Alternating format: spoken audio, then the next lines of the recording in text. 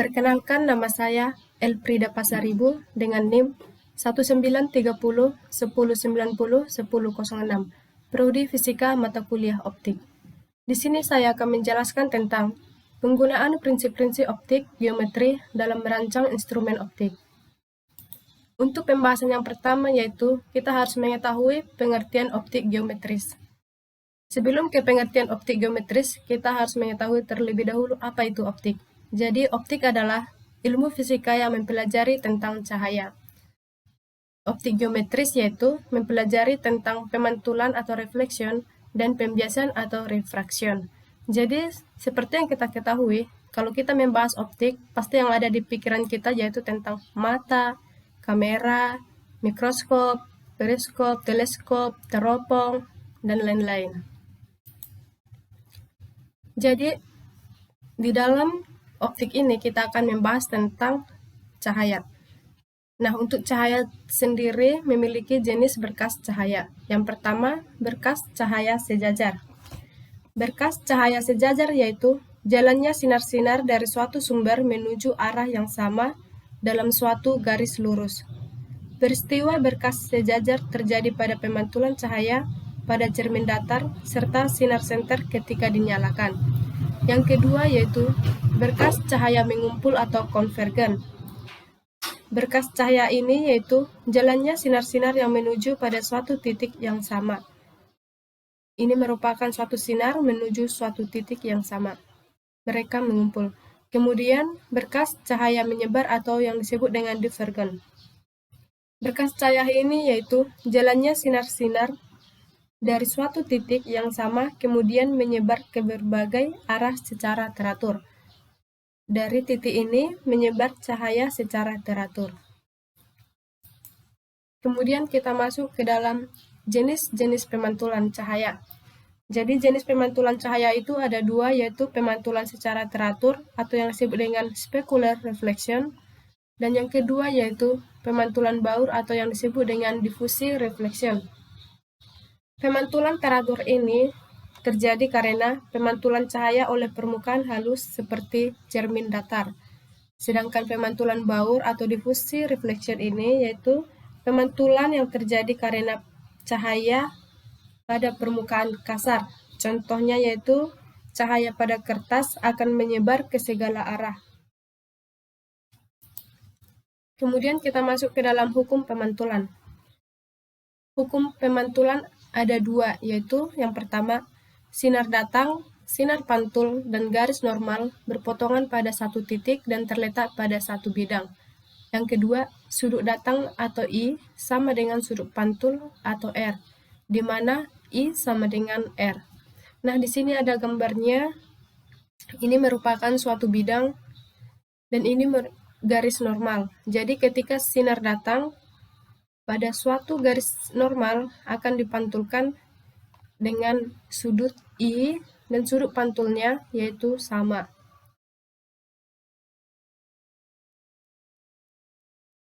Kemudian pemantulan pada cermin datar, di mana hukum pemantulan pada cermin datar itu yaitu sinar datang akan dipantulkan dengan besar sudut pantul sama dengan sudut datang. Yang kedua, sinar yang datang tegak lurus cermin akan dipantulkan tegak lurus pada cermin. Nah, contohnya yaitu ketika kita sedang berkaca di sebuah cermin yang terjadi adalah pemantulan dengan besar bayangan sama dengan yang asli. Ketika kita bercermin, besar bayangan kita sama dengan gambar kita yang asli. Untuk gambar yang kedua ini merupakan danau Trillium yang tenang. Nah, di sini dapat dianggap bahwa danau ini merupakan sebagai cermin datar yang memantulkan Gunung Hood. Ini merupakan gunung yang terlihat bahwa gunung asli dan bayangan memiliki bentuk dan ukuran yang sama. Gunung Hood dengan bayangannya memiliki ukuran yang sama. B. Pemantulan pada cermin cekung. Untuk hukum pemantulan pada cermin cekung, yang pertama yaitu Sinar datang sejajar sumbu utama cermin dipantulkan melalui titik fokus F. Yang kedua, sinar datang melalui titik fokus F dipantulkan sejajar sumbu utama. Ini merupakan cermin cekung. Di sini bentuk cerminnya, ini adalah sebuah benda. Ini merupakan titik fokusnya, jadi ketika sebuah benda datang, maka akan dipantulkan dengan sejajar dengan sumbu utama. Contoh cermin cekung itu sendiri ialah teropong seperti ini, senter, dan lain-lain. Yang C, pemantulan pada cermin cembung. Untuk hukum pemantulan pada cermin cembung yaitu yang pertama, sinar datang sejajar sumbu utama cermin dipantulkan seakan-akan datang dari titik fokus F. Yang kedua, sinar datang menuju titik fokus F dipantulkan sejajar sumbu utama. Yang ketiga, sinar datang melalui titik pusat kelingkungan M dipantulkan kembali seakan-akan datang dari titik pusat kelingkungan tersebut. Jadi ini merupakan cermin cembung. Ketika sinar datang, maka sinar tersebut akan dipantulkan dari titik fokus F.